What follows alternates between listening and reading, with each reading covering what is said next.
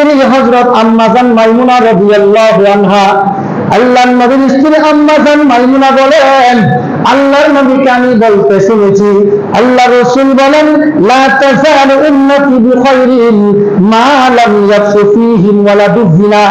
আল্লাহ রাসূল বলেন, আমার উম্মত ততদিন পর্যন্ত কল্যাণের মধ্যে থাকবে, আমার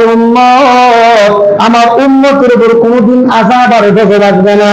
আমার উম্মতের উপর কল্যাণ থাকবে, আমার উম্মত কল্যাণ থেকে বঞ্চিত হবে না যতদিন পর্যন্ত আমার উম্মতের মধ্যে যার সন্তানের জন্ম না হবে। ফাইজা ফাশা ফীহিম ওয়ালা বিযিনা, আর যখন আমার উম্মত মুসলমানের মধ্যে যার সন্তান বেড়ে যাবে, আইয়া উম্মাহুমুল্লাহু আযজা ওয়া জাল্লা বিইকাব, তখন আল্লাহ রাব্বুল আলামিন আমার উম্মতের উপর একটার পর একটা আযাব দিতে থাকবে। আমার উম্মত যতদিন পর্যন্ত জিনা করবে না, আর যারা সন্তান যতদিন আমার উম্মতের মধ্যে জন্ম না হবে, ততদিন পর্যন্ত আমার উম্মত কল্যাণের মধ্যে থাকবে।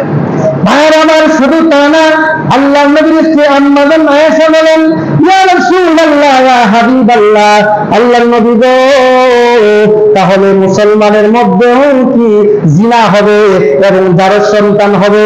তখন নবীজি, বেঈমান কাফেররা, ইহুদি আর খ্রিস্টানরা তারা যার সন্তান জন্ম দেয়, তাহলে মুসলমানরাও কি যার সন্তান জন্ম দিবে?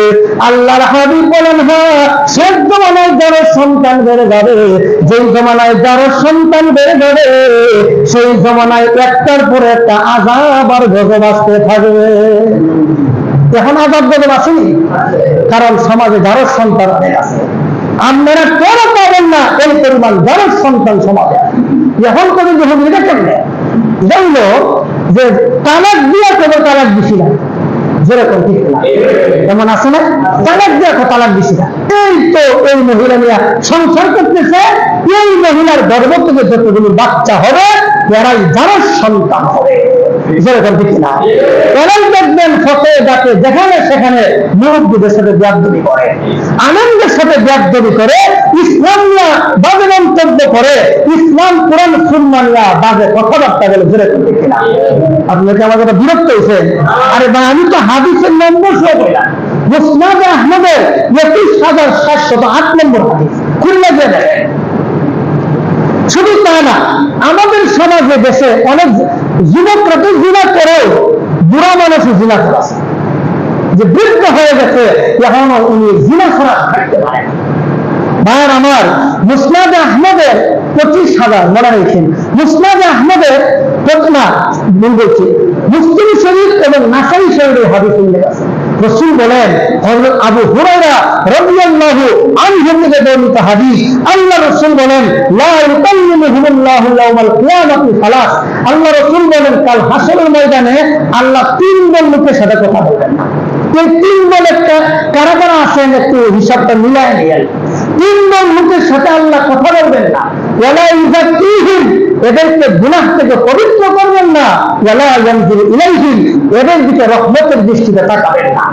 এক নম্বর, শাইখুন জালিম, যারা বৃদ্ধ বয়সে জিনা করে।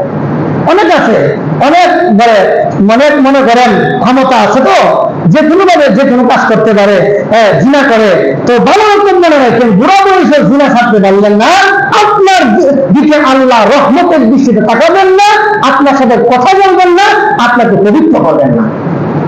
বুড়া জিনা যদি কেউ তাকে সমাজ, এক নম্বর।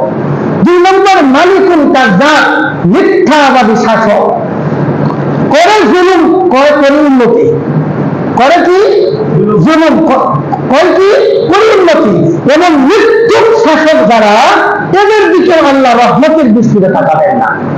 আর এমন অনেক গরিব আছে সমাজে, গরিব কিন্তু অহংকারী আছে না?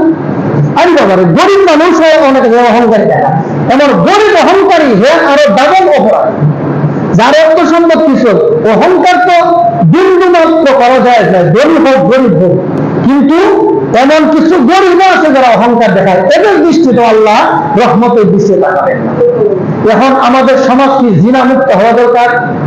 আর যারা বলেন জিনা মুক্ত হতে হলে জিনার যে আয়োজন এইগুলির বিরুদ্ধে রুখে দাঁড়াতে হবে কিনা? কি বলেন আপনারা? না না, এইগুলিকে আমরা পারি।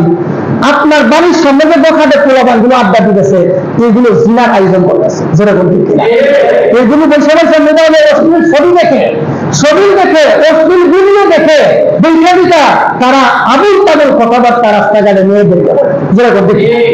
আপনাদের সুযোগ দিলেন আপনার গলিতে না অসভ্য পোলাপানের আনাগোনা, হ্যাঁ, আবার দেখবেন মাথার চুলকে কাটে, এক রকমের চুল কাটা, কত রকমের কাটে। তুমি নবীর তরিকা মতো চুল কাটলে না, আল্লাহর কাছে জবাব দিতে হবে। গান বাজনা হচ্ছে আপনার গলিতে, বাজাবেন, আপনার